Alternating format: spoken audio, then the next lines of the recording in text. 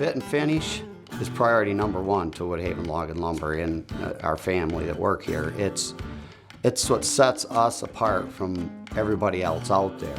We dry differently, we manufacture differently, it has to fit perfectly or we're not happy with it.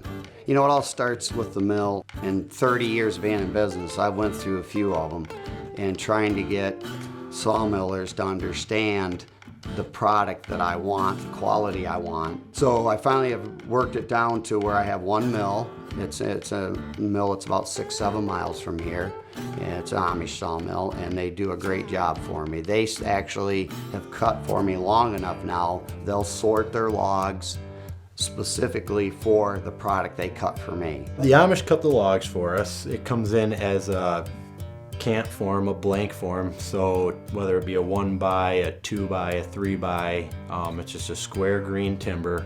It comes in stickered, so then when we get it here, we can shove it in the kiln, dry it down to what we like. We dry it down lower than anybody else out there as far as moisture content, which is very important.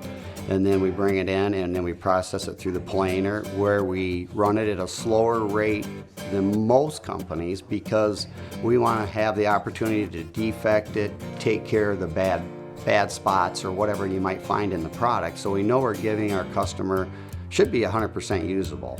And then from there it gets packaged in lumber bags and we keep it stored in a dry environment until it goes to the customer at the job site.